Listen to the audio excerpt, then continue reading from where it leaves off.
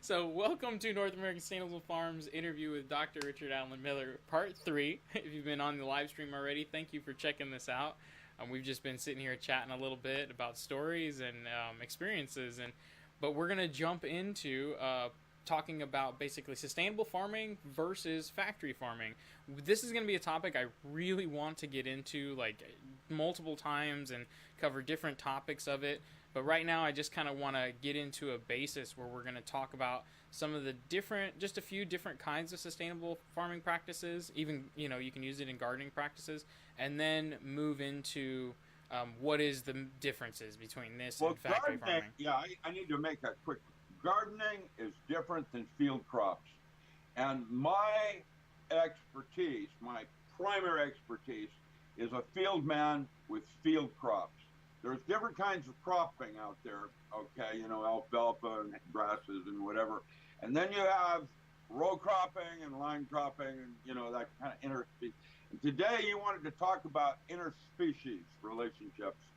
And I think the way I'd like to start this is as a metaphor.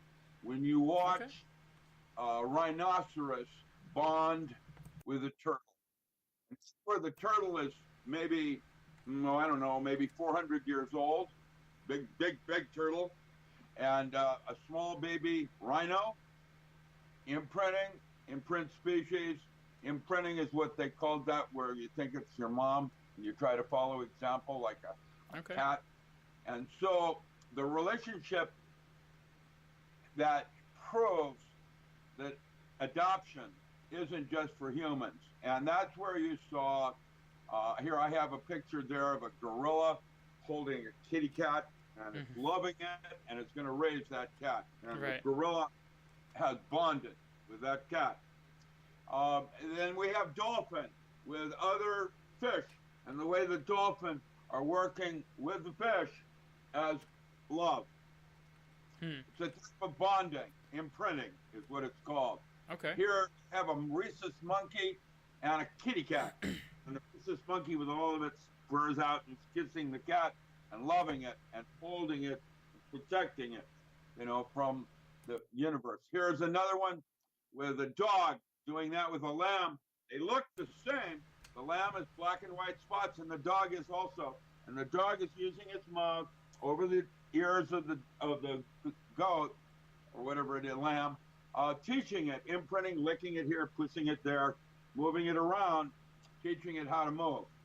That is, here's another one where a monkey has grabbed on top of a boar, and the boar is treating it like it's its child, and it's running through the jungle. These are things that we see. Here's a cat with, I don't even know what that is. It's a small something or other. It's an animal of some kind. Here's another one with a wolf bonding with a chipmunk. And here's a lion working with a small gazelle, and the one is not going to eat it. It's training it to be a child. Intercropping. That is Interesting. Now once you understand that concept with yourself, translate that down into plants and their relationship to each other. Okay. And now you have your first principle of understanding what interspecies cropping is possibly about and what it might contain as a metaphor. Obviously, there are certain plants like marigolds that put off xanthophyll and other kinds of creepy chemistries that are insecticides, like nicotine. Okay.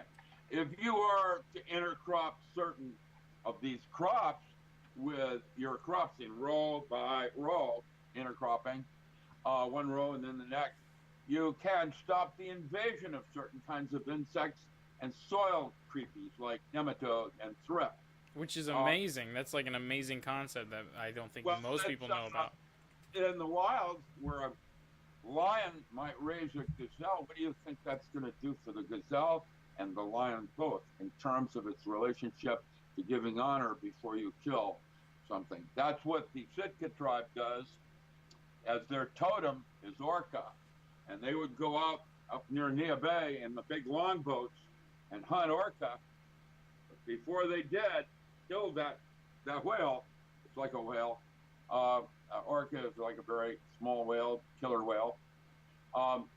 They would give honor to it and bless it before they killed it, because it was a respect for what that food chain aspect brought to the table besides nourishment. Right. It's just And that's super important too. That's a huge thing for me as somebody who hunts and raises animals. And a ritual, if you will, Right. a form of acknowledgement of the importance of this tree in this forest at this time. That is a way to begin an understanding what intercropping might imply. Now, Okay. I've given you a bunch of links, and I'm going to presume that from now on you're going to include most of these links under each of the three basic questions so that people have an outline that rather than read or listen to our interview, they can then go do their own investigations and come up with their own conclusions, which I encourage. Correct. Because you're not learning from me, you're studying. This was a lesson my Sifu gave me, made a distinction between learning something and studying it. Studying it is where you find the basic principles or underlying truths in something, and then you template them into your own system and make them yours as appropriate. And that is a way of relating to the distinction between I'm going to learn how to do this and I'm going to study how to do this. Right. Everybody's Tai Chi is different. That makes sense. That makes sense. Well, because of that, that's not learning Tai Chi, that's studying it.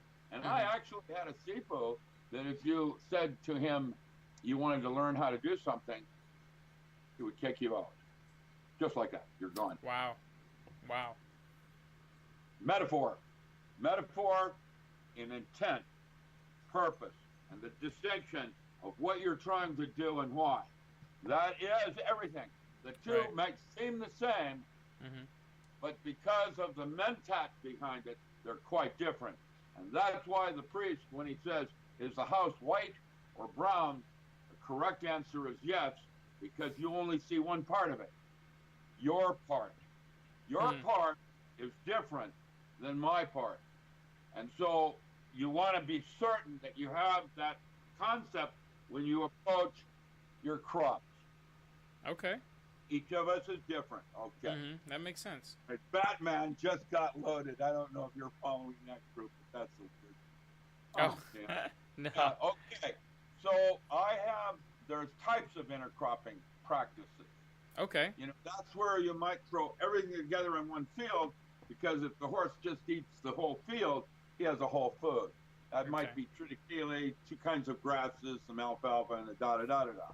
I love the play on words there, by the way. Okay, well, that's what a habitat is and gets created from the history. And so that's why you can look at a field and determine its history by what's growing on it. That's a really good statement right there. It has to do with weeds out of place. When we call something a weed, that's because cattle won't eat it. Right. That's the What cultural. a plant out of place means, that it's all based around animal foods. Yeah, that's the cultural appropriation of it. Yeah. It's actually, thistle tells me that the field's been overgrazed and it needs to have more tilth in it. You're my feeling. Okay. Okay? That's what thistle says. Okay. And when you see a thistle in a field, oh, that field has been overgrazed and I need to immediately rebuild that soil. Interesting.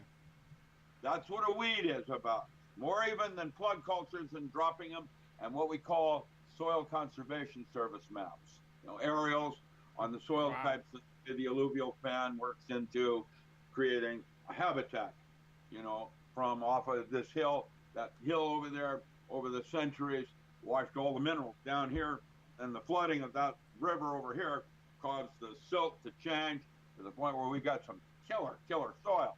Okay. With Yeah. killer soil often comes killer viruses and diseases. Okay, each one's different. Nematode, drip. In aquaculture, we are now discovering that nematode on the root system near the fish plant is important. Right. Want it there because it has a different kind of an exchange ratio for ions. Right. We touched on that a little bit. I mean, I know nematodes are really good for as well as certain insect control on regular. So it's garden, brown right? and white. Yeah, there's a good side and a bad side. Right. And what you're trying to do is form balance, just like you've done with your gut. And your gut creates me or you. That's what makes us different, is our different foods and habits and environments that we find ourselves that make us uniquely distinct. Yeah, and they're super important.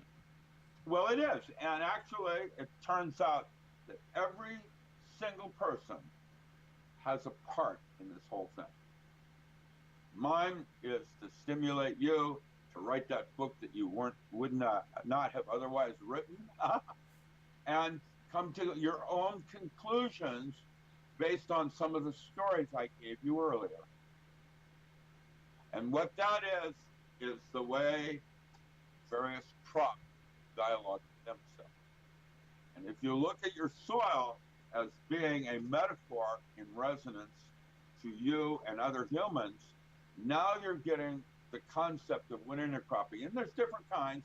There's row cropping, where you can stop insects that don't fly. If they walk in like a beetle, you can intercrop and put a row of marigold and they can't cross it. Interesting. Yeah. Wow. Okay.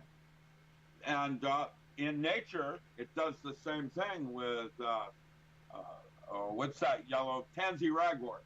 Tansy ragwort is an incredible insecticide. Tansy ragwort. You put tansy ragwort in a field, and there's no insect that can get through that. And if you make it broad enough, they can't fly over it either. So is tansy ragwort? Tansy ragwort, is that that's a yellow flower, but is it seeds like Montana, dandelions? It's everywhere. Okay. Does it kind of look like wild lettuce? It cures perfectly as a dried flower. Okay. Does it kind of look like wild lettuce? No, wild lettuce is different. Wild lettuce is... No, I understand that. I'm saying like the leaf pattern. Like, because I'm pretty sure there's a Texas ragwort. Wow. Yeah. Wow. Yeah. Okay. I found 4,000 solid acres of what is that one weed that they make dye out of? I'm not sure. It's a indigo red dye.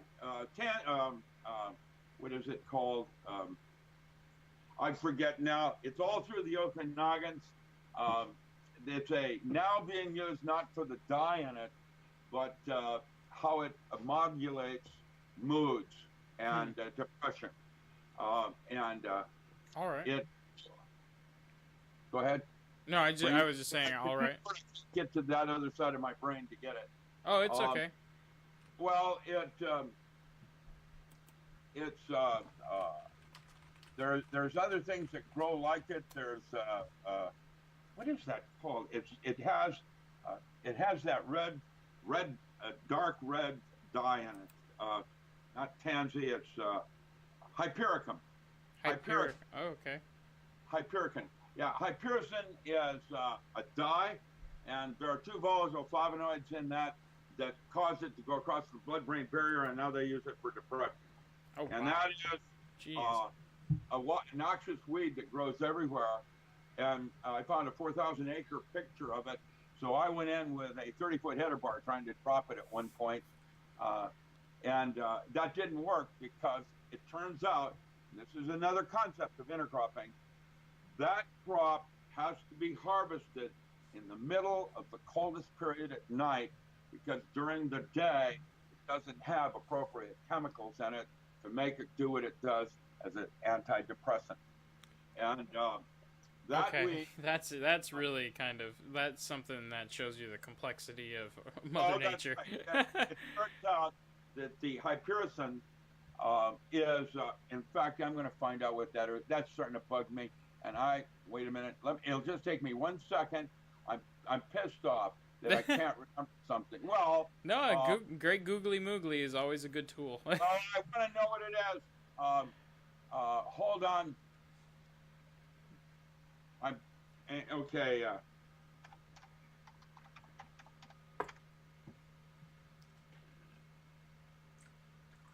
Hypericum. Oh, St. Johnswort. Thank you, St. Johnswort. St. Johnswort. Okay. St. Johnswort. Now, St. Johnswort. I was the one that discovered St. Johnswort. How did I discover it?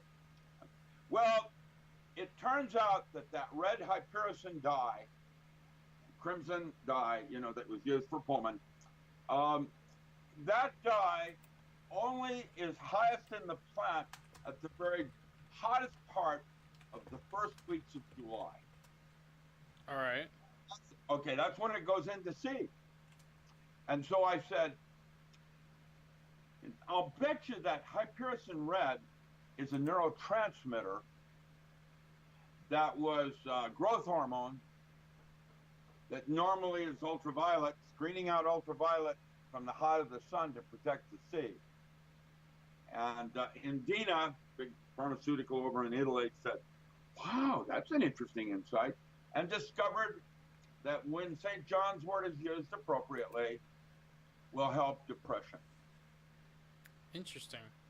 Okay, now it turns out, and this is the bottom line studies, okay, you can't just harvest it like everybody thought you could. You can go in and grab it all, there it is, because actually what the neurotransmitters were, the neuropeptides that took the dye, Hypericum, across the blood-brain barrier, turned out to be 2 volatile flavonoids. They're mints. okay, Part of a mint family, square stem labiata. And as such, they have these odors, odoriferous molecules. That's when you smell. You don't feel them, you don't sense them, you smell them. Yeah. Right, that olfactory nervous system. Yeah, that's right. Which is the closest, by the way, FYI, the closest the brain is actually sensing the physical world. That's an interesting way to think about it. Well, it's true. The brain is reaching out and touching into the physical world, and that's odor. And so there it is. Now, once that's hilarious. Once you see it that way, you begin to realize that this plant is trying to protect the seed, and so that red Hypericum dye, which is normally purple in plants that you see, called growth hormone and that kind of thing, is trying to protect the seed development so the plant continues to exist after it's dead. And that's what a seed is, similar to your reincarnation thing. Interesting. Yeah. And then it's cultivars where you mutate and change just like I did. No. I'm trying to give you a sense of what possible intercropping would be so that when you look at weeds, they're telling you a story of what's going on that field. No, I feel like that, so far, that is an amazing detailed analysis of specific species that provide specific benefits when it comes to interspecies cropping that give you a sense of what interspecies cropping is. And then sustainability. Yeah. Continuance of certain concepts over others. Right, and sustainability. Large habitat is different, like the boreal forest is quite different than the Olympic rainforest. They each have a different kind of consciousness. Yeah, that seems to be a very hard concept to grasp for a majority of mainstream culture across the world. Is that we can be all the same exact creature no matter where we're living, and the habitat across the planet is going to be all the same as far as one pill fixes all or one machine harvests all. Well, it really isn't that simple. I mean, one size fits all. Right. Raw. Yeah. Good luck with that. No, so, agriculture today now has then broken down the top 12 kinds or types of cropping systems that we currently follow in our farm practices. There's a mixed farming, that's type 1. There's a cropping system, which is tap rooting, and then there's live mulching systems. That's Fukuoka, and I should give you the interview I did with Fukuoka because it was quite different than the interview I did with Bill Mollison in 1965 for Acres. All right. Let's say those were when those two first came out with the one straw revolution and permaculture. I watched how they began to take root in systems. At that time, I lived in Seattle in a large two-house commune called Growing Family.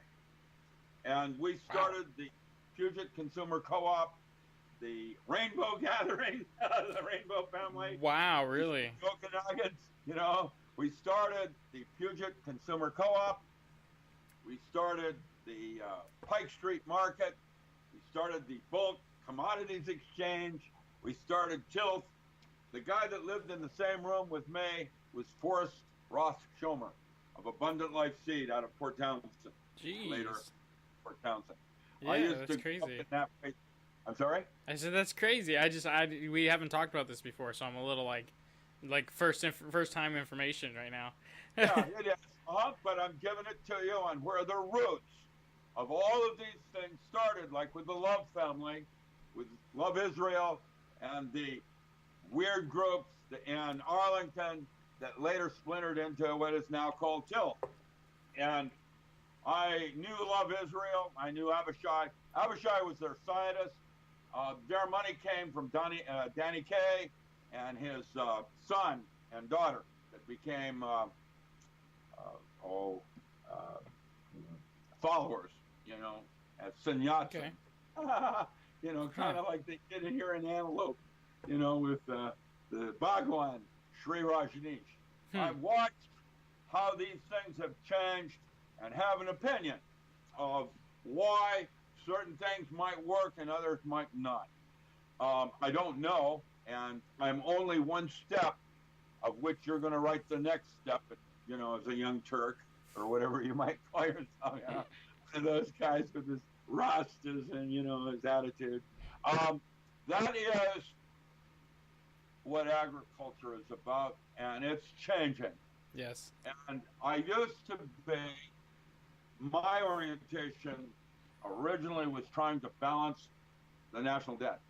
Mm-hmm. I wanted to get our small farm products out and export into Germany so that there was a balance of cash flows of money going in, money going out of the country, back and forth. Right. It's different. It's quite different. And my picture looks weird. Oh, I see. It's only part of it. I'm down there. Oh, by the way, you notice how I move around like this? Oh, yeah. It's all right. That's because I'm idiot savant. I actually am a functioning idiot savant that when I talk, I start to go into a trance state. It's no problem. This is me banging my head against the wall. Bang, bang. No, I hear you. I mean, even me, I'm not an idiot savant, and I was realizing I was nodding my head way too much while you were talking. I'm like... That's falling asleep. That's different. No, I actually stand at my desk, so I'm actually standing right now. So it's also... Really? Yeah, so it's like I'm kind of like trying to balance the proper positioning, so I'm not like swaying too much just to keep my legs... Because, I mean, I don't stand straight up. Check this out. Nobody's ever seen this before, but this is the kind of a chair I use. I don't know if you can see it or not. It's one of these things where you sit in the back and you put your knees down. Yeah, those are awesome. Ergonomically correct. It's on wheels and it's terrible. Yeah.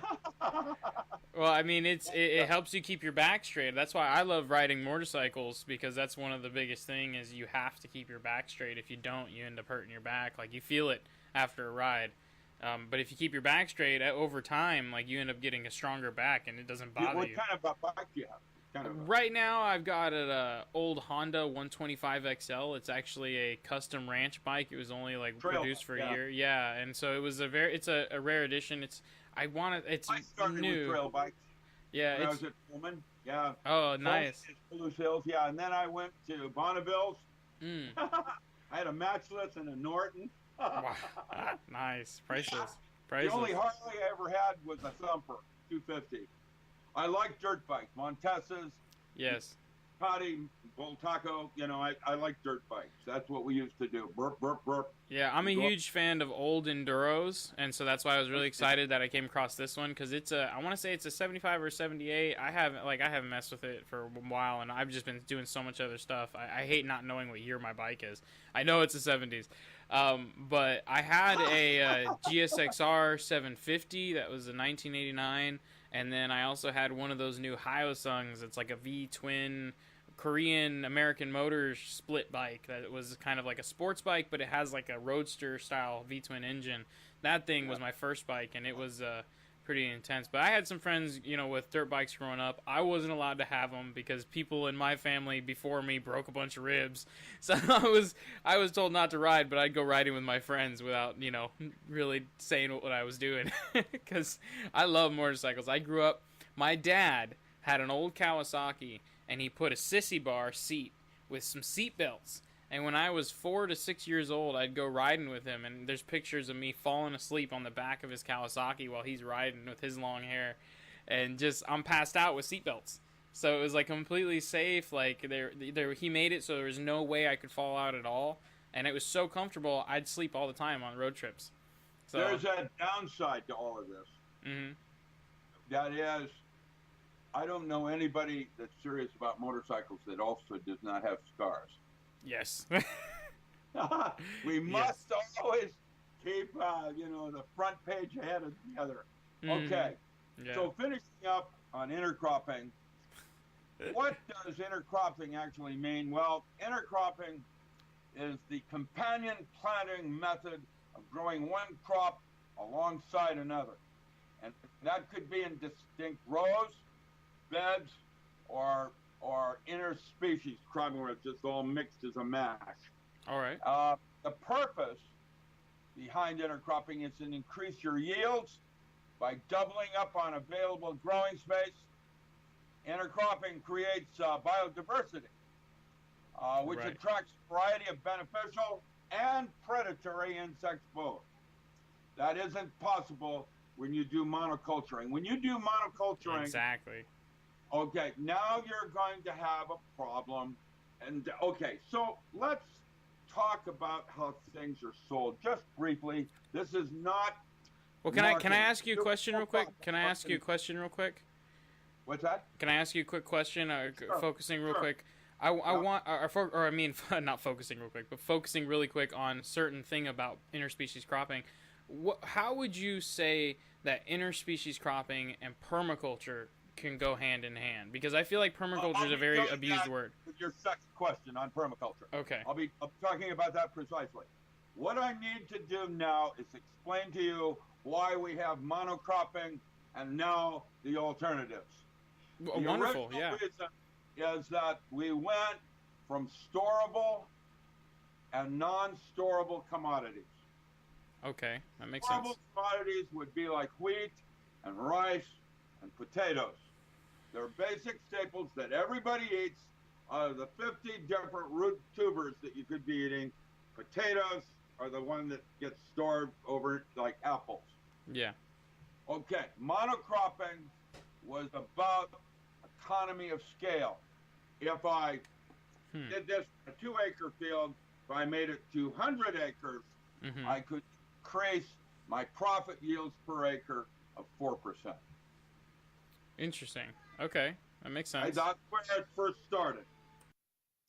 But with that, you also have a stability of prices.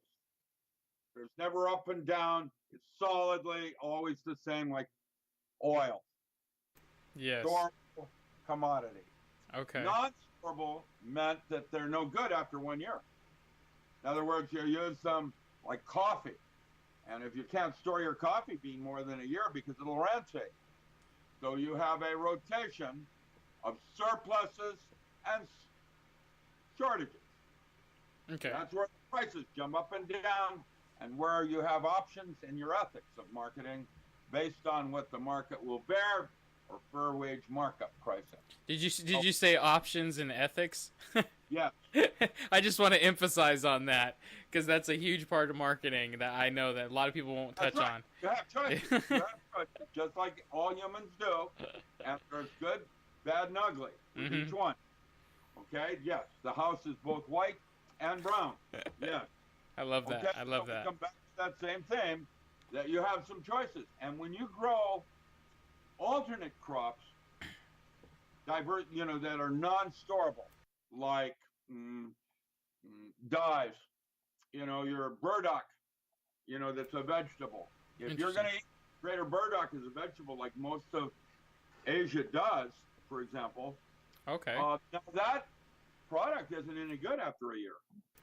Wow. Okay. It's only an annual or a biennial, like mullein. Okay. Mullein is something I'm really interested in as far as going in the future. They used to call me Mullein Miller because I would put it up in bales, ship it up to buyers. Wonderful. They called me Mullein Miller. And they, what the heck is that? Dying? What is that? I was live from New York is what it was. I was just messing with all the farmers, making them think there was a market for all these things. The toothpick moves around in the mouth, and that determines what kind of a farmer you are, the way you move your toothpick. Oh, my gosh. Well, those are the stories you can laugh because you know exactly what I'm talking about. Right. And, okay, so the non-storable commodities, if you grew 6 crops, let me give you an example of 6 crops. Supposing you grew dandelion and chicory. Okay, dandelion has got salad potential.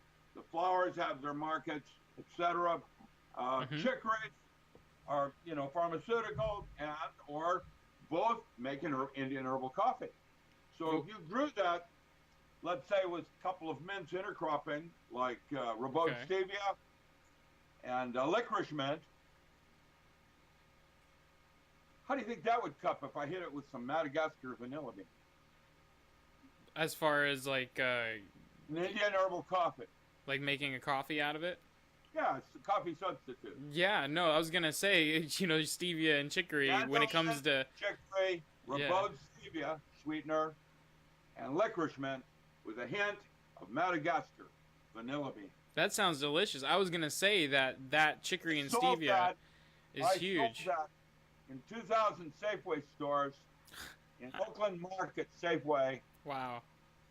With Celestial Seasoning on the same shelf with me, and I outsold them 2-1 with Country Spice Tea, Spice Island, and Spice Valley. I was Spice Island.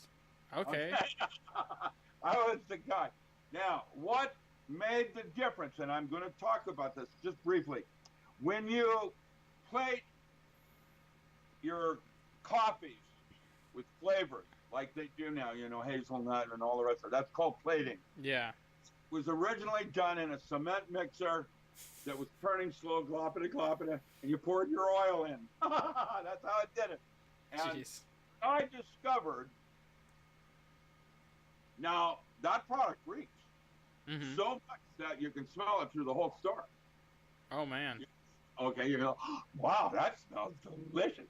Doesn't cup right because of the oils, doesn't cup right. So what I did is I put real spices inside and then sprayed the oil on the outside of the bag to have impulse buying. Once they bought my product and cupped it, I didn't need the oil on the side of the bag anymore because they knew how it was going to cup. And that's different than the teas that are being served today. Just simple things like that make a difference. And it turns out the oil extraction of cinnamon, and by the way, there are several kinds of cinnamon. There's Tung Hing and Carinthia. And Tung Hing has more sugars and is a different kind of a tree, just like in your bay leaves. You have Laurelus nobilis, you've got Californica umbellata, and then you have racemosa, which is out of the West Indies. And so you have different kinds of spices, like bay leaves, other things like that, that have different chemistries, like cinnamon. Right. I'm very familiar with cinnamon, by the way, because when I went through my internal problems with IBS and different acid reflux things going on, I was actually led to taking cinnamon, and I was taking organic, but like the traditional American cinnamon or United States known cinnamon. And we found out, my partner Samantha actually found out that Ceylon cinnamon is actually what you want to take to heal gut lining and to heal ulcers. That's a Chinese variety. Right. You find, okay, the crunchies are Indonesia. We do have both now being grown at Lion Arboretum in Hawaii, and Wonderful. you will find the old Hawaiian Parker Ranch used to be lots of cinnamon, and the Chinese went in 100 years ago, logged it out, and now the forest is different. Right. And went up in the northern part of up near the Waipio, and so I went in and did some farm plans with them, just like I did with Hamakua Sugar and old Francis Morgan, working with the sugar cane. Right. In those fields. Now, with that's the level of agriculture I've been doing since the 70s as a Navy SEAL. No, and I love that, and that's why I'm so interested to go through these talks with you and pick your brain, because I think that people aren't really comparing. Yeah, I just think that the conversation of comparison isn't happening. You have so many people in the permaculture side or the sustainable side that just completely downplay and hate on factory farming, monocropping. And I know that you personally and I personally look at it as, we're humans. This is just the path we've taken. We have to redirect the path. It's still our responsibility. We can't just say, oh, you're a monocropper farmer, go away, you're a horrible person. You know, it really is a cultural shift that's going to happen over time, and it takes people sharing this information. So no, I will make sure to keep up with the links as far as adding these links to the description, so people who want to really study this information can go through and go keep going. Talking about and get a better sense of some of the different writers. There's a lot of them, Stepholzer, others that are out there that are rewriting agriculture as I speak. Now I'm looking for you here again because I just lost something, and I had prepared this for our talk, and I was just getting ready to load it up, and I found that I had dumped it. Okay. Wait a minute. This is under. I'll get you. No, wait a minute. Here we go. I thought you said you were looking for me, and so I started waving. I was like, I'm right here. No. I'm okay. I loaded that one. That's one I want. That's on my celium, and I need that one. And by the way, if I could just interrupt you real quick, sure. Dr. Miller, I want to give a shout out to all the people who have been watching for this live stream. We've had a consistent, about 5 to 10 people coming in and out, so that's really cool. We've started to pick up traffic on this interview, and I'm really excited about that. And I just want to say thank you to all you. I do not have the Streamlabs on right now. I'm using old OBS, so I cannot see any followers or anything like that, though. So all I can see is the view count and the chat. So if you want to ask a question, feel free to ask a question in the chat. But besides that, feel free to lurk, feel free to hang out and enjoy the conversation, not the chat. But anyways, back to what we were talking about. Yeah. Now, David Holmgren and others like that are an artifact of Bill Mollison. And I have an interview that I did with Bill Mollison that ran as 2 parts in Acres USA, 2 different months. They're very detailed, and the one before that was Fukuoka, and I met both of them in, Olympia, when they were doing talks at Evergreen, and I was first faculty at Evergreen. Okay. And I was interviewing them in agriculture for Chuck Walters. Wow. And Bill was an interesting character and came, like me, from the sciences. His background, academic backgrounds, were in the sciences rather than horticulture. Horticulture is plants and gardening. Farming is a totally different thing than gardening. And I would not consider myself a world authority in gardening. I am considered the best field man in the world. If you want to put a crop in, big crop, I'm your huckleberry. I know how to do that. I spent 6 years working under the 5th richest man in the world in 4 states. I had an aircraft, and they flew me around, and I had 28 farm managers growing different kinds of mints and other kinds of spices and alternative crops. Now, the alternative crop or non-storable commodities fall into 4 categories from my way of measuring things. There's foods, drugs, cosmetics, and dried floral. And All right. those are the way I've broken down the urban spices. Basically they're either foods, drugs, cosmetics, or dried florals. And all four are uniquely different and cross over, like chamomile. Chamomile, especially the German chamomiles rather than the annual perennials that grow in the field, which is called an Egyptian chamomile, are quite different, just like bay leaf is. There's crossovers where there are similar flavonoids, different chemistries. I would say that 1/4 of all spices are mints. That means they're part of the labiata square stem family of chemistries. Wow. And Okay. there are new taxonomies that are coming in over Link and others. The one out of Saskatoon is interesting. I don't know if it's going to, but that one would make a distinction between Echinacea and Gustifolia and Rudbeckia, which is an Echinacea purpurea. I've grown both in 40-acre fields, where I put in a 40-acre field of Echinacea. I've done ginsengs, the biggest ginseng farm I have right now is 1,600-acre ginseng farm in Wisconsin, following in the forest farming rather than wildcrafting, and it's 4-year-old ginsengs. That would be the quinquefoliums. The larger farming of that up in the Okanagons does not work because of snowpack and the crown rot that will happen.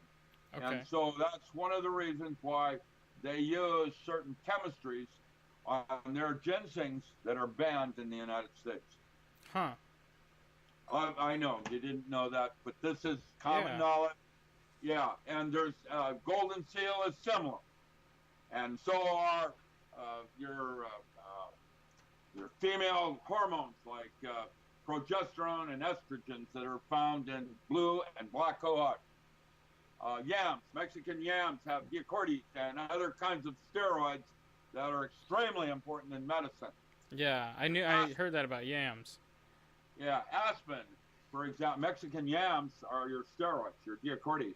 That's really, really important one. Yeah. We used to market Amanita muscaria and thornapple and mandrake to the pharmaceutical trade for special chemistries and muscarine, muscimol, those kinds of things that are used in surgery. When you say thornapple, are you meaning the angel's trumpet or the brumansia? Flying ointment, the thing that Carlos Castaneda talks about that grows in the desert, thornapple. Okay, I think, I'm not sure. Yeah, it's a tropine alkaloid. Okay. That has scopolamine, hydrocyamine, and atropine. Right, so I think there's like a couple varieties. Brumansia is one of them. I am the first person in history to write about the chemistry of herbs. Huh. Before Jim Simon, any of those people, I wrote a book called The Magical and Ritual Use of Herbs. By assigning rituals to them, it kept 28 herbs out of the Uniform Controlled Substance Act, 1974. Wow. Okay. So is that book on your website? Yes. Okay, I want to get a link for that down in the description. Like by Amazon, buy them from me, and I'll get a royalty. Yeah, I'd love to get a link for that in the description. Started publishing those on demand with Amazon Prime, and I'm at war. Right. Amazon is breaking the law and are essentially taking all desire of me wanting to write and continue doing anything because of what they're doing. And I am only one person of many being harassed by Amazon. Right. And I can tell you names in Seattle. Yes. And I just called out to an old fraternity brother of mine who's in Pioneer Square that has just retired as one of the top criminal lawyers in the world, as an old frat brother of mine, and I'm going to ask him for some help to go after Amazon in Seattle. And I've had enough. Yeah. Well, there's definitely a balance and a shift that's happening right now as far as... what they're doing is summarily ripping everything I'm writing off. Well, it's not just you, though, and it's not just Amazon. I was just talking to a gentleman earlier who I'm working with as a client, who's also a friend of mine, but we were talking, and I was giving him a little extra consulting advice about somebody who's trying to do some logo design for him, and it was a commercial company, and they were saying that there was no copyright agreement right off the bat, and I'm just like, wait a second, if you contact any graphic designer, they're gonna say this is what the copyright law is, and this is how I work with it. And it's like that he, was literally getting passed around, and I'm just like, wow, like this is another example of just like some of these copyright images places. Do that with plausible deniability, and I believe it started not with Amazon but with Ingram. And I think Lightning Source, the one that fired me when I started asking questions, who else is printing my book? And they said, we no longer care for your business. It's quite obvious we have. Wow. And they just fired me. Now, I have given you a bunch of links on your second directions on chemistry, physics, of this. What is permaculture? Well, the interview that I did with Bill Mollison will bring it out closely, but permaculture is a way of enjoying spending less on your agriculture and actually getting more from it. It's that's what we call sustainability. Sustainability is different than organic. Organic is political.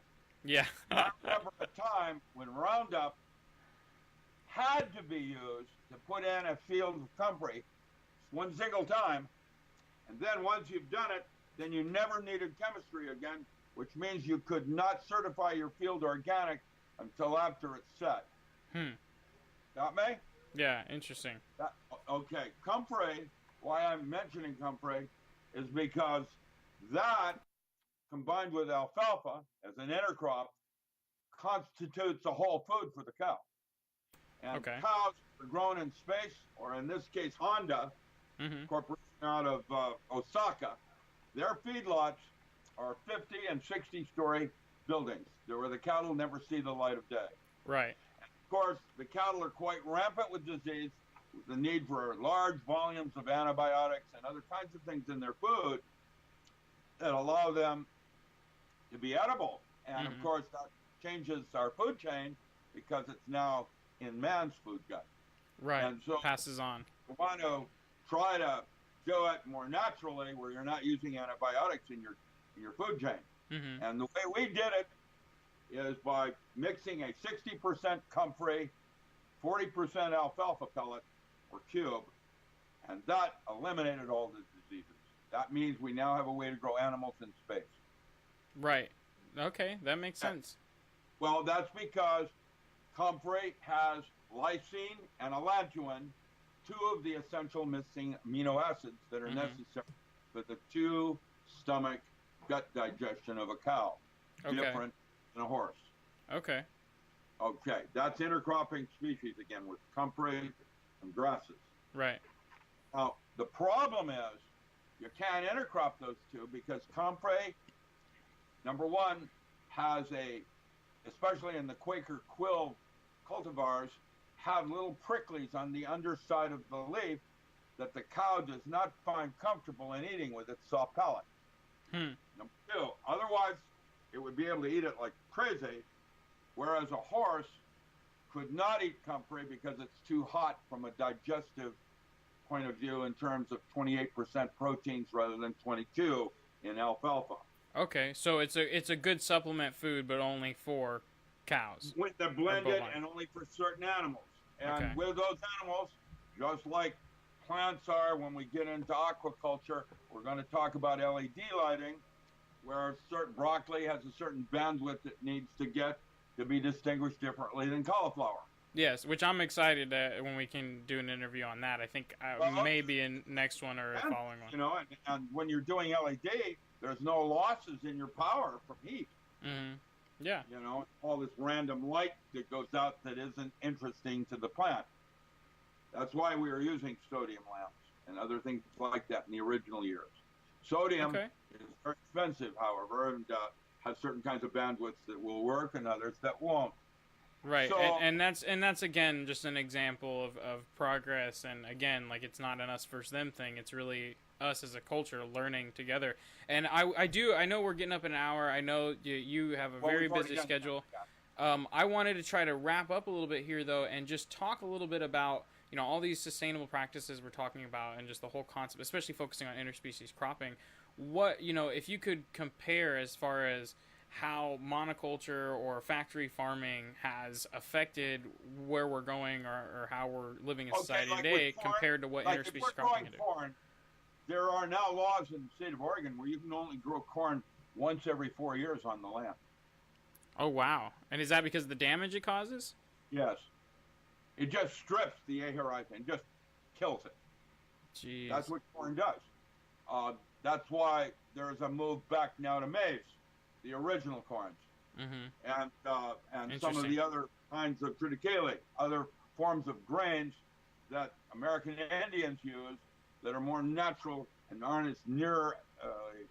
That's why the Midwest is mostly a dust bowl. I mean, it makes perfect sense, and I've heard that theory before, and it's been shown over and over again of how that's really what we need to pay attention to. So there are basic principles in permaculture. What happened is that Bill Mollison started messing with his students, and that's a no-no. If I had a woman in my class that was sexually attracted to me, my goal as a really good teacher would be to make her want to study harder. Using her sexual energy in this location to try to impress me with her knowledge base. I would not take advantage of that because it's not about me. Well, but that goes into the concept, and I don't want to go too far into this because we are talking about agriculture. But it that caused permaculture to fragment with Bill Mollison. Right. And Bill's my friend, and so I'm not here to criticize him but there for the grace of God. No, I just wanted to emphasize.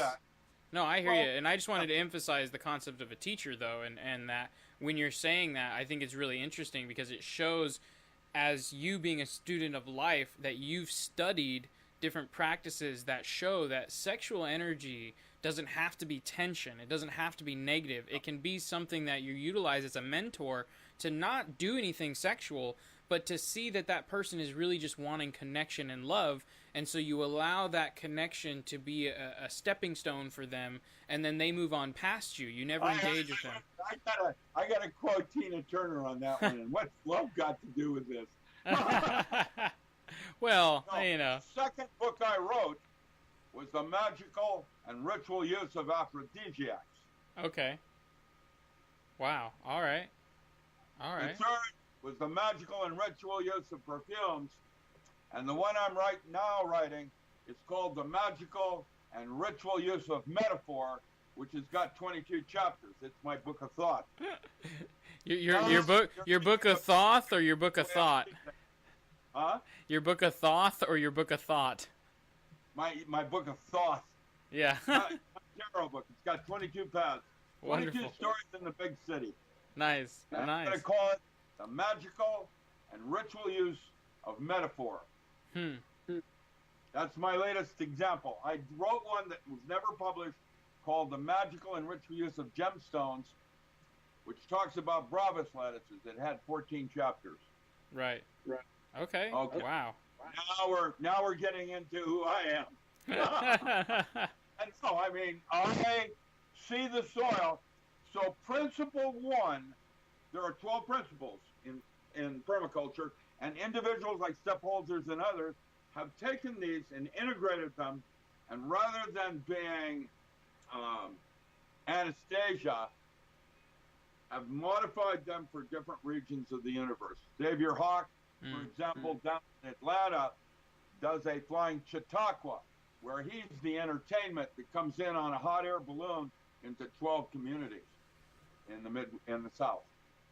It's wonderful. It's and he comes and they do their little dance and song and Rasta, and up the balloon goes to the next community, like I am the post.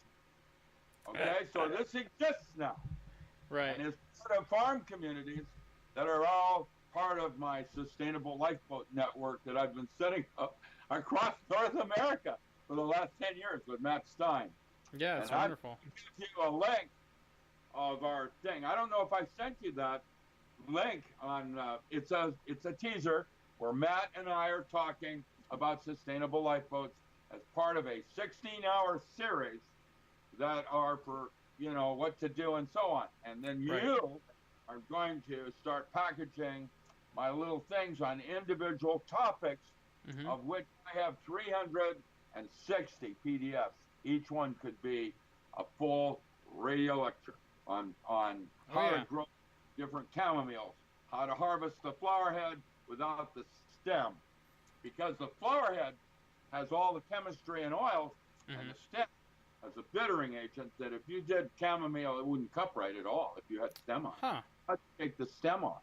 Interesting. I developed a little thing with optical systems where the knives would slide in, so I'd pull the flower head up. Just as the flower head hit a certain tension, a knife went in and slid it. That was the first robotics thing I did with the University of North Dakota. Wow. School of Robotics. Wow. I have pictures and videos of doing those early studies on how to build a flower head harvester, because imagine what you could do. I did one around red clover. We did crimson clover and called it Golden Eagle Herbal Chew. It was an herbal chewing tobacco substitute. The pistils in clover will hold glycerin. Oh, wow. Okay. Yeah. I'm trying to open your mind to the possibilities. Oh, no, believe me, when it comes down to possibilities, I try not to have any beliefs and just have faith that it's endless. Great. Yeah, that's, again, with the faith, hope, and charity, and faith, hope, and love. And what's love got to do with it? Hope. Yeah, I try not to have hope at all. I'll put that right there. I really try not to have hope at all. But you can't. It's not going to be a gift from the God. No. You got to earn it. Yeah. 100%.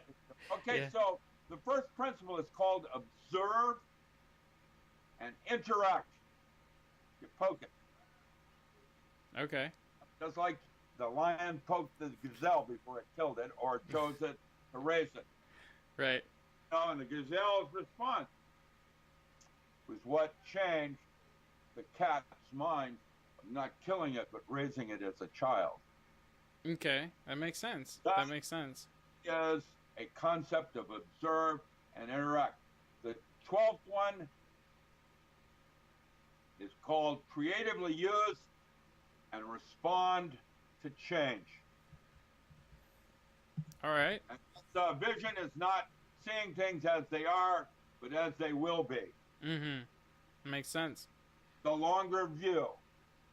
If I put this in, so that's why Paul Newman, when he did his spotted owl thing, said a forest is not a tree farm.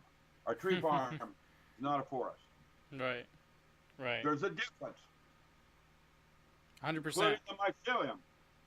So there are 12 principles, and I have another one here that listed by David Holmgren, little Dutch guy, running them down like use and value, diversity, that kind of thing. Okay, well, I would really love to save those 12 principles for another interview and be able to go through each of them with you, because I think that we could probably turn that into a whole lecture, each principle. Well, permaculture is just one thing. You also asked what is hugelkultur, the raised bed concept, and how that works, where you have isolated sticks. Because, see, what we're doing now is we're modularizing our systems, going from permaculture now into hugelkultur, raised beds, so that we're designing our farming now more around gardening and not larger fields as much as closed systems, ones that might be used in deep space or underground should the requirements require that, growing something on planet Mars and using your manure. Interesting. Yeah. Interesting. Okay, that's where the agriculture started moving from the permaculture now into more closed systems predicated around specific kinds of crops. You might pick lettuce. The 180-foot greenhouse that's over one of my bunkers out in Rogue River now produces 50,000 head of lettuce every 24/7, every day. Jeez. Wow. I have 50,000 head lettuce and full production every day being harvested. That's crazy. Grow them up in stages. It takes, instead of 2 months, it takes 7 days. 1 week to bring the plant to full maturity. And that's where we're going in the difference between sustainable agriculture and factory farming. Factory farming will be Japan, where they have these big, long cargo boxes, each stacked on each other, with acres of lettuce being grown in vertical fall. What's wrong with my house here having a terrarium on the second floor next to the kitchen? One of the first principles in agriculture out of permaculture is you will use your garden if it's less than 60 steps from the kitchen. Yes. That means you want to put it as close to the kitchen as you can, or you put your kitchen as close to the farm garden as you can. No, and that's super important. And I wanted to go back when you're saying factory farming now, with how the Japanese are doing it in the crates. You're saying that's more of a modern approach to factory farming, not so much the old school. Correct, and not the one I would do. Okay, so you don't care for that, but that is a modern approach, doing like an aquaponic, aeroponic. What they're doing is producing for export. Okay. The larger it is, the larger their circle of usage. And that means just-in-time delivery systems with storage facilities and transportation involved. Right. Rather than, me walking next door and pulling it out of your field. Right. No, that makes sense. Makes sense. Market.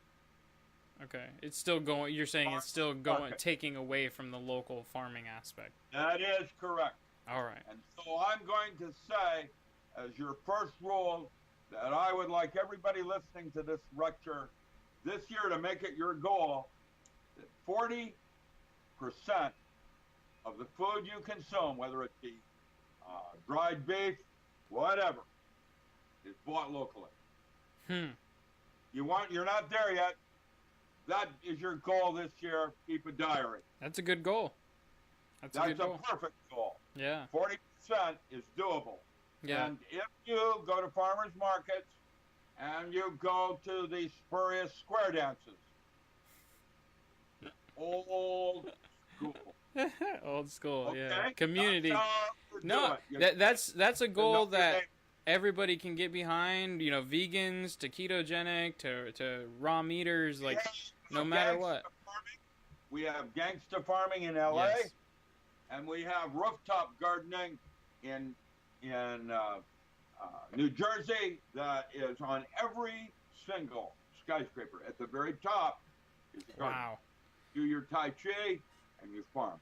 Wow. And we're going there. It's not quite everywhere, but there is definitely, like you said, in these certain cities. Here, if you want to look at it from a metaphor point of view, the Okay. gangster farming guy was a beggar.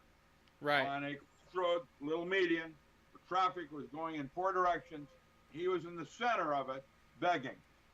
Okay. And then all of a sudden, he brought some dirt in, filled the median, and started growing a simple tomato, lettuce. Instead of begging, he started selling his tomatoes off that square. And do you know what LA did? They approved it. Nice. Well, and that's... They took a veteran off the street and literally kept him on the street, growing in the medians that are between the street and the sidewalk. Wow. Wow. And that grass doesn't have to be a French grass that you mow and just looks nice. Yeah, yeah. That has purpose, and why are you growing grass on it? Yes. You're going to play a game like polo? What? Yeah. Grass is a French concept. Okay, you could grow a certain kind of rye and have goats on it. Right, yeah, for feeding and everything. What is that median between the sidewalk and the street? What is that all part of? Decorative? Okay. It's to make us feel like we're still in nature, Doc. Well, why don't you grow something more appropriate, like mushrooms? Well, because you don't want the wrong kind of mushrooms growing, and then everybody's getting a little enlightened. Well, in response to that, I reached up here and I grabbed my friend's book that I need to open you up so I make sure you see. Right there. Oh yeah, that's an amazing book. Yeah, that's our new direction in pharmaceuticals. Right.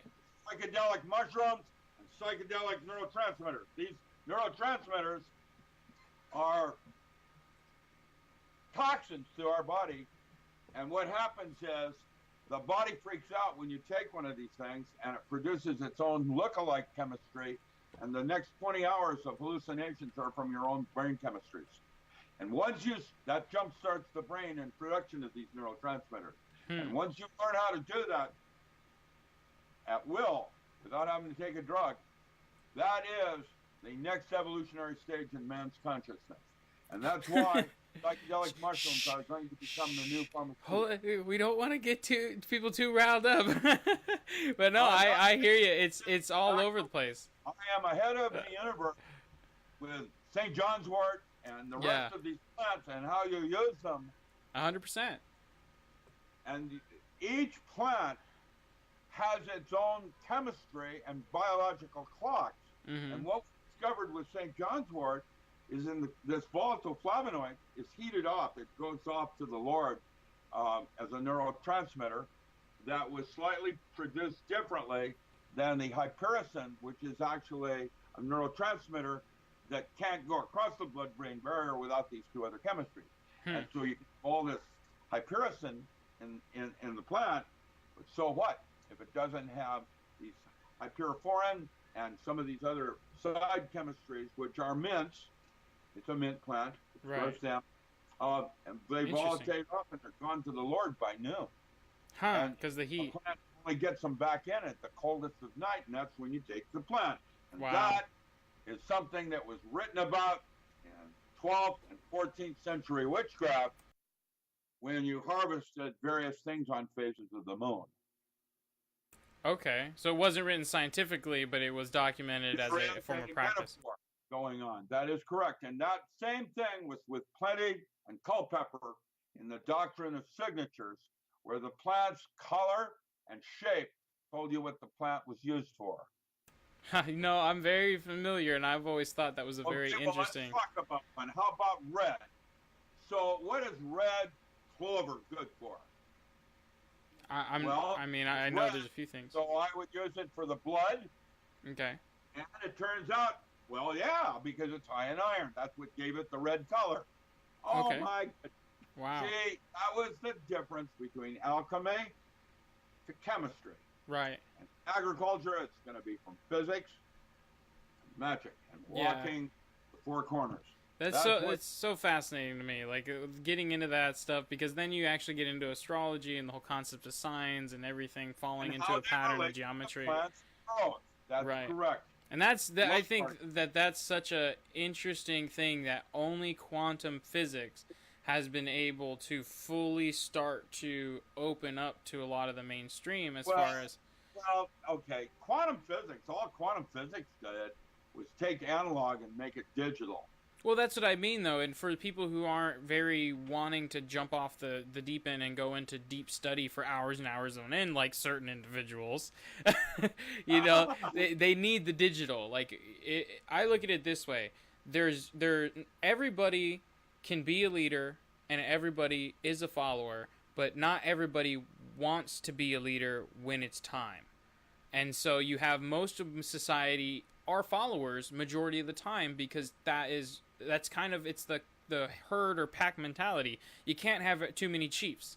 So people have to fall in line every now and then. It takes the individuals who take the responsibility of purpose to stand up and say, I want to lead for you.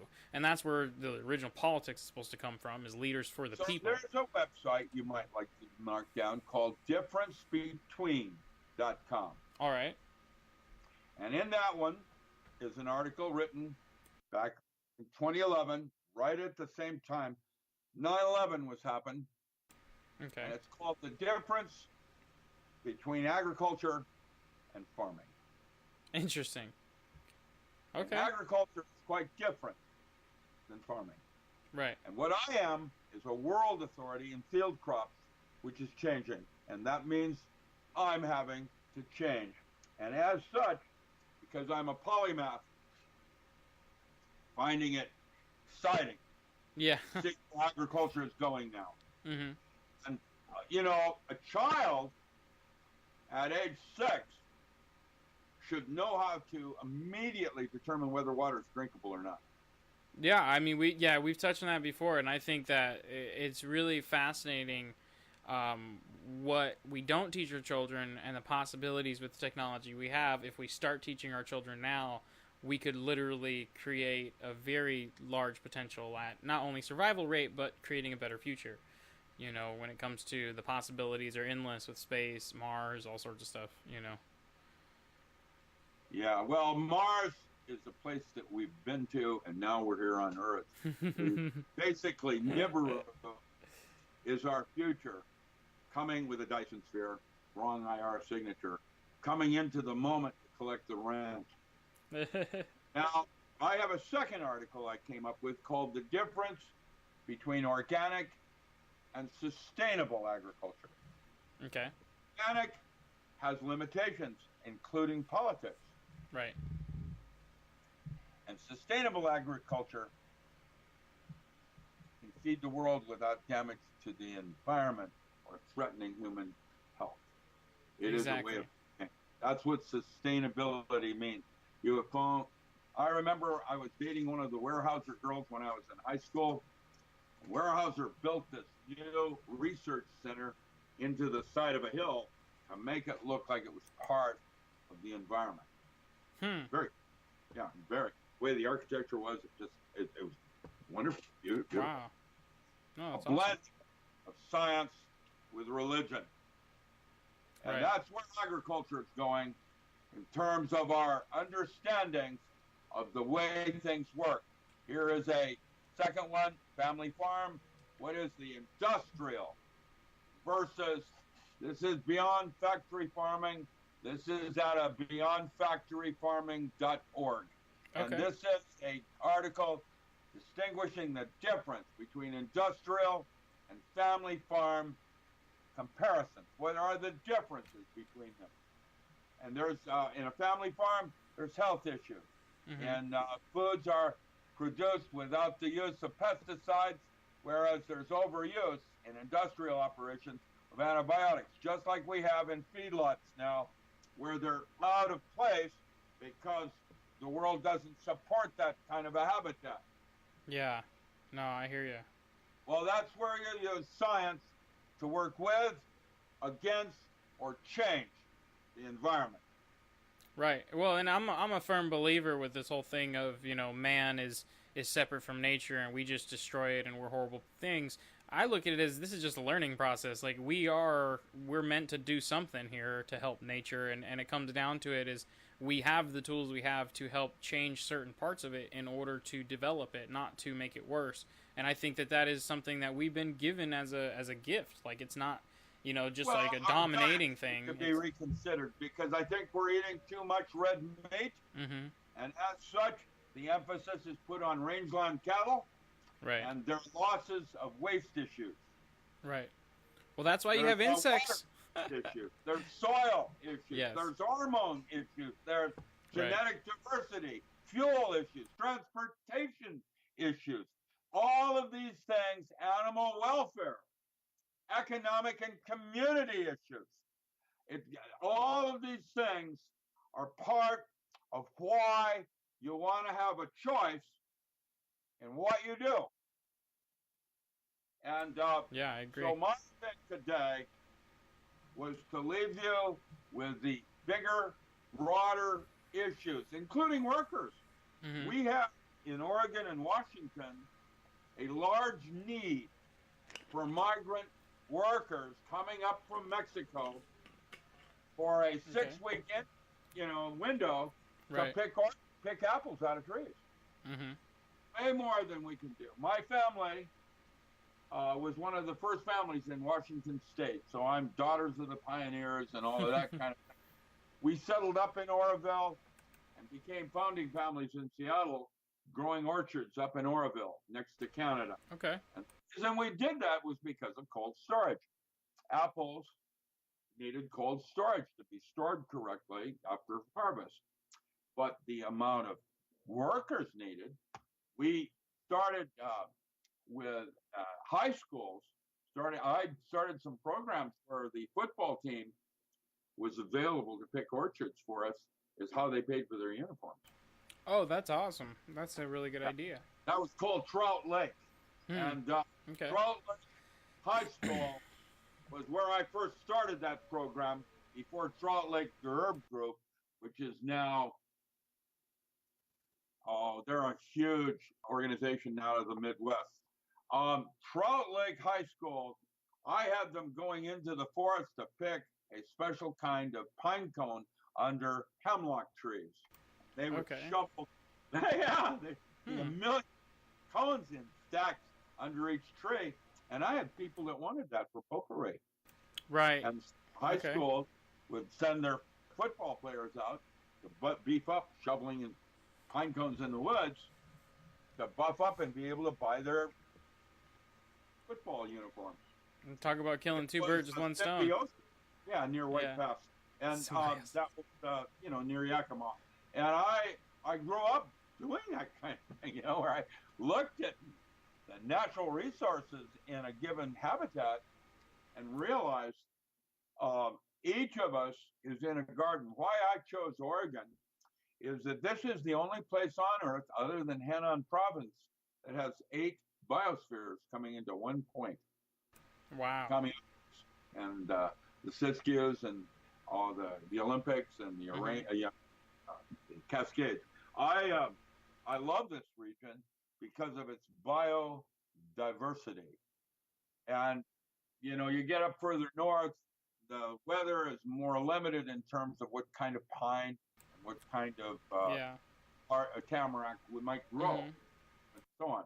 And when you get down into warmer climes, not in California, but warmer, drier, then you had ponderosa and those kinds of related forests. And that comes down to life forms. And now the largest single life form on Earth is in the Blue Mountains of Oregon. It's an agaricus mushroom. And the second largest life form on Earth is up in British Columbia, which is also an agaricus mushroom. And the third largest life form is an aspen grove in Colorado. Wow. And they're all 3 here in North America. That's crazy. Life forms. I understand. Because you're talking about mycelium, the actual plant. Well, 2 of them are mycelium. The third one is our root network of a single tree called aspen. By the way, aspen leaf and aspen bark are where we get and extract acetylsalicylic acid. And the difference between aspirin and selling it as a leaf bark whole formula, which has natural buffers in it. Right. That's the difference between German standardized extracts and what we call full spectrum in our marketing down here on Earth. I get the metaphor. They're fun. I get the metaphor. Well, no, and I really appreciate it, and I definitely I don't want to take up too much of your time. We are going on an hour and a half here, and we can really get going on this, and it's so wonderful. So I want to thank you again, and just go ahead and mention again your websites, and as well as where they can find you on Twitter and Facebook, because I really know you have tons of information always coming out every day. I have a Twitter account, but it reflects off my Facebook account, which is docram.com. You do docram.com, it will take you to my sites, and I have 2 of them. I have Dr. Richard Allen Miller, and I have Sustainable Lifeboats on Facebook. And I post on both of those every day, recent, more important, relevant articles. And then my primary website is richardallenmiller.com, ALAN. And that's where you'll find my books for shop/shop.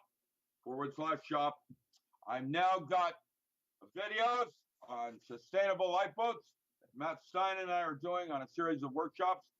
that we brought in, with mostly military asking questions on what happens when this happens and that happens.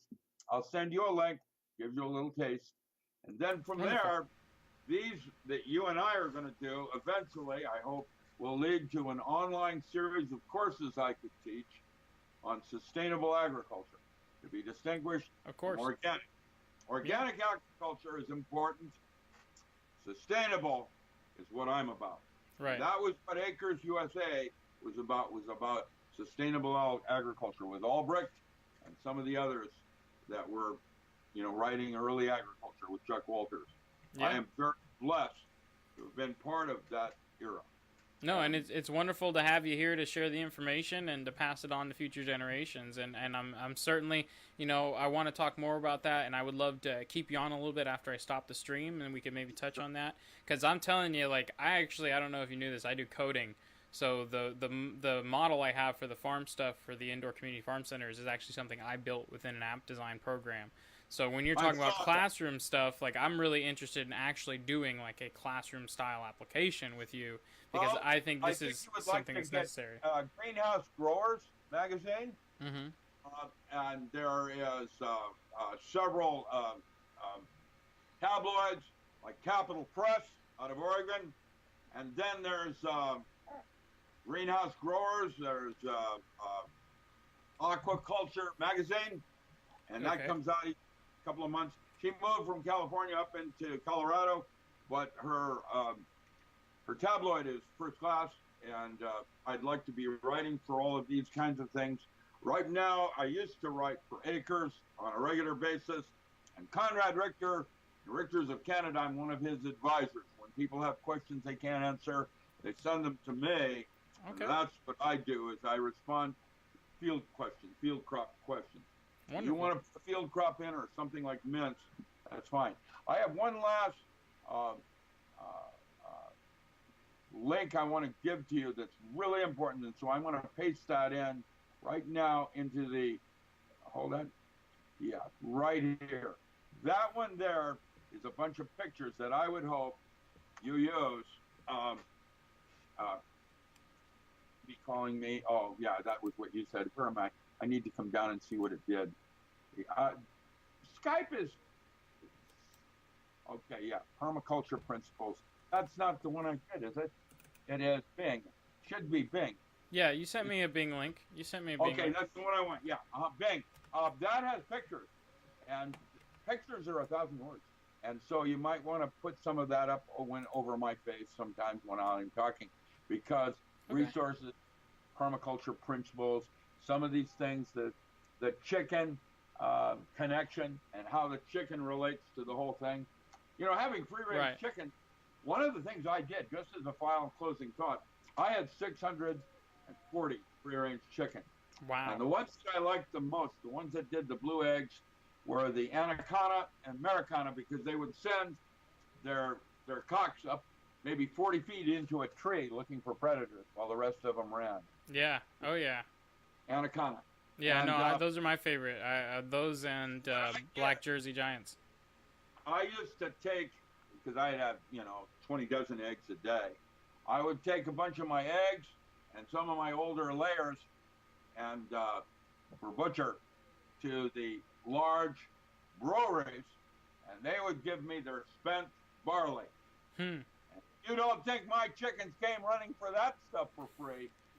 Yeah. I'm not kidding. If you go to a brewery, a small brewery, they have spent barley that they're going to throw away, and your chickens will love that trade-off. Oh, yeah, that's a great tip. No, that's a great tip, and I appreciate that, because that's something a lot of people don't know about. Just like with mushrooms, you can utilize old coffee grounds. There's so many ways to utilize waste. A wood pulp processing plant that makes wood pulp. That's why up in Canada, up in BC, they got all these big piles of sawdust. That's what you want. Yeah. Oh, yeah. Well, again... Okay. Good. We're good. Wonderful. And I really appreciate it. I'm going to go ahead. I'm going to close out the stream here. So everybody who jumped in and watched today live, I really do appreciate that. Thank you for the new followers we have. We'll definitely be doing a shout out for the followers here. we're going to say bye here with Doc Ram, and we're going to close out the stream here.